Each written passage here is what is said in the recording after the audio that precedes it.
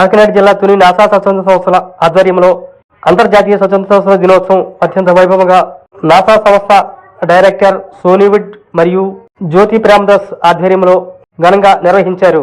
ఈ కార్యక్రమానికి ముఖ్య అతిథిగా ఆదిత్య విద్యా సంస్థల అధినేత మరియు ఎమ్మెల్సీ నల్లమల్లి శేషారెడ్డి విచ్చేశారు. ఈ కార్యక్రమంలో ఆయన మాట్లాడుతూ స్వచ్ఛంద సంస్థలు గవర్నమెంట్ కోఆర్డినేషన్ తో ఎన్నో పథకాలు అమలు చేయొచ్చని, దారిద్ర్య రేఖకు దిగువన ఉన్న వారిని గుర్తించి ఎన్నో సేవలు అందించడానికి స్వచ్ఛంద సంస్థలు ఉపయోగపడతాయని, అలాగే ఈ తునిలో ఉన్న ఈ స్వచ్ఛంద సంస్థ ద్వారా రాష్ట్రంలో కల కొన్ని జిల్లాలలో ఎంతో మంది జీవనోపాధికి వారి యొక్క కుటుంబ పోషణకు అవసరమగు సదుపాయాలన్నీ ప్రేమదాస్ గారు కల్పించారని, ఈ రోజు ఈ నాసా సంస్థకు రావడం నేను చేసుకున్న అదృష్టంగా భావిస్తున్నానని అన్నారు. ఈ కార్యక్రమంలో స్వచ్ఛంద సంస్థల ప్రతినిధులు యోహాన్, ఆశీర్వాదం, సల్మాన్ రాజు, వివిధ జిల్లా నుంచి వచ్చిన స్వచ్ఛంద సంస్థల ప్రతినిధులు, నాసా సిబ్బంది పాల్గొన్నారు. ఆయనకు ఆ గుర్తింపు వచ్చింది, సమాజం ఆయన గుర్తించింది, ఆయన సమాజానికి అద్భుతమైన సేవ చేయడం జరిగింది. నిశ్చేతంటే అందరికీ ఒకే ఆలోచన చేయలేదు, అవకాశం లేక మరి ఏ కారణంలో చేయలేదు. ఉదాహరణకు కాకినాడలో తీసుకుంటే చేయూత్ అనే ఒక ఆర్గనైజేషన్ ఉంది. అద్భుతమైన సేవ చేస్తున్నారు. కేవలం ఒక్క పైసా వాళ్ళు ఏమి కాదు, వాళ్ళ యొక్క సేవ చూసి అనేక మంది ఫండ్స్ ఇస్తూ అద్భుతమైన సేవ చేస్తున్నారు. కోవిడ్ టైంలో కానివ్వండి, రెగ్యులర్గా ఎవరికైనా హెల్త్ బాగోపోయినప్పుడు కానివ్వండి, ఒకవేళ ఫీజు కట్టలేకపోయినప్పుడు చేస్తున్నాను. దానికి నేను యాక్చువల్గా ఆనరీ హెడ్ అని నేను. సో అందులో భాగంగా వాళ్ళ స్ఫూర్తితో ఉదాహరణకు ఇందాక చెప్పాను, మేడం గారు సోనివుడ్తో చెప్పాను. కోవిడ్ వచ్చినప్పుడు ఆ కోవిడ్ టైంలో ఎంతోమంది నరకయాతను అనుభవించారు.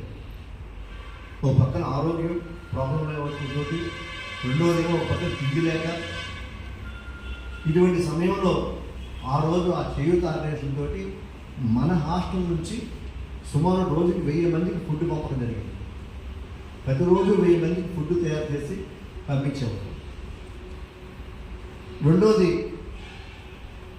అది కోవిడ్ అయిపోయిన తర్వాత కూడా ఆ రోజు నుంచి ఈ రోజు వరకు కూడా 300 మందికి జనరల్ హాస్పిటల్కి భోజనం పంపిస్తున్నాం.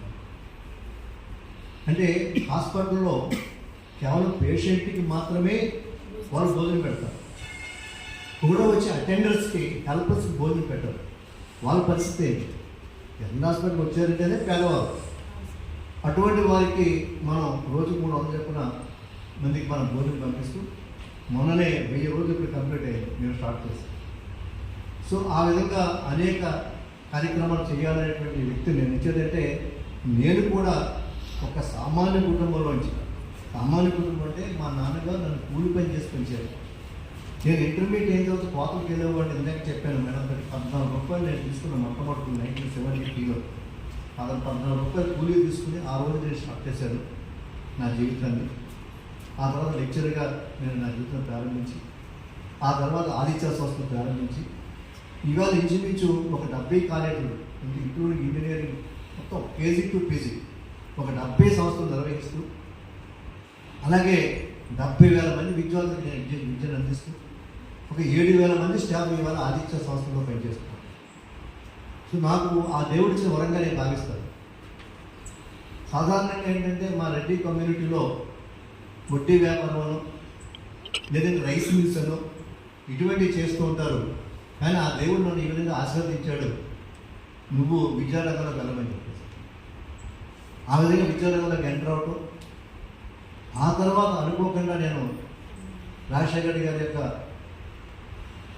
వారి యొక్క సహకారంతో ఎమ్మెల్సీగా నేను పోటీ చేశాను, టీచర్ ఎమ్మెల్సీగా ఈస్ట్ వెస్ట్ గోదావరి.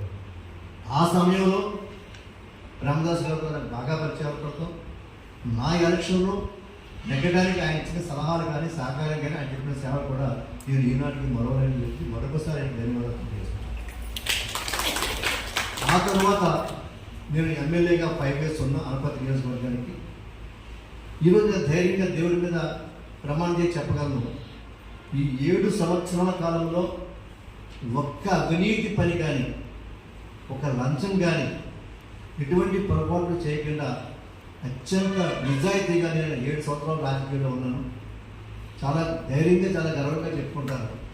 సో నాకు ఇదంతటి కారణం ఏంటంటే దేవుడు నాకు ఇచ్చినటువంటి ఆ యొక్క మెంటాలిటీ, ఆ సైకాలజీ. ఇదే ఆలోచించి మొన్ననే నేను 1 సంవత్సరం క్రితమే ఒక 2 కోట్ల రూపాయలతో ఒక ట్రస్ట్ ఏర్పాటు చేశాను. 2 కోట్ల రూపాయలతో ట్రస్ట్ ఏర్పాటు చేసి ఆ ట్రస్ట్లో కేవలం మా కుటుంబ సభ్యులు కాదు, బయట వాళ్ళని మెంబర్గా పెట్టి అంటే ప్రతి సంవత్సరము కూడా 3 సార్లు Dasara vacation, Pongal vacation, summer వెకేషన్కి కనీసం ఒక 50 మంది స్టూడెంట్స్ని, పూర్ స్టూడెంట్స్ని, తెలివైన స్టూడెంట్స్ని, పల్లెటూరు స్టూడెంట్స్ని ఎవరైతే ఉందో వాళ్ళు తీసుకొచ్చి వాళ్ళకి 15 రోజులు ఇక్కడ అకామిడేషన్ ఇచ్చి, ఆటల ఫెసిలిటీ ఇచ్చి వాళ్ళని మోటివేట్ చేయడం. ఇవాళ ప్రపంచంలో అత్యంత విలువైన సబ్జెక్టు మోటివేషన్, ఇన్స్పిరేషన్. వాళ్ళని మోటివేట్ చేస్తూ మీరు ఎంత ఎత్తుగానే ఎదగవచ్చు అని చెప్పడానికి మనం మోటివేట్ చేయడం కోసం ఈ కార్యక్రమం చేస్తూ ఉన్నాము. సో ఆ విధంగా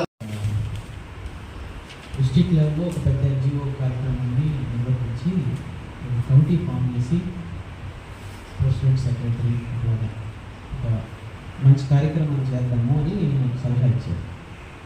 నేను నా బిజీ షెడ్యూల్లో అవన్నీ కొంచెం పక్కన పెట్టాల్సి వచ్చింది. ఈరోజు మళ్ళీ ఫోన్ చేసి కార్యక్రమాలు చేస్తున్నాం అన్నప్పుడు, అయ్యో ఒక వారం రోజులు దాన్ని కూడా 3 వారాలు తెలుసుకుంటే ఆ డిస్ట్రిక్ట్ కార్యక్రమం ఏదో ఇక్కడ పెట్టుకోవాలని అప్పుడు అనిపించింది. సో నెక్స్ట్ ఇయర్ అయినా అది నేను కొంచెం ప్లాన్ చేస్తాను. చాలామంది ఇంట్రెస్ట్ చూపిస్తున్నారు. ముఖ్యంగా నాసా సంస్థ మీద ఉన్నటువంటి అభిప్రాయం, వాళ్ళకు ఉన్నటువంటి అభిప్రాయం, నమ్మకం కారణంగా మనల్ని అడగడం జరిగింది. సో దానికి మీరందరూ కూడా సమ్మతిస్తారని అనుకుంటున్నాను. నువ్వు ఎన్జిఓలు, నాన్ గవర్నమెంట్ ఆర్గనైజేషన్ అంటే నాకు తెలిసి చిన్నప్పుడు నేను లాగులు వేసుకునే టైంలో కేరళ గవర్నమెంట్ ఏ కొత్తపల్లి ప్రాంతంలో అక్కడ ఇక్కడ డాడీ మీటింగ్ చేస్తే సొంతగా ట్రాక్టర్లు పెట్టుకుని వచ్చేవాడు. ట్రాక్టర్లో ఎదురుబడి పెట్టుకుని వచ్చేవాడు కార్యక్రమం. కలెక్టర్ కూడా ఆ కార్యక్రమానికి వచ్చి అక్కడ చెప్పింది చేసి తీరాలి, అట్లా ఉండేది.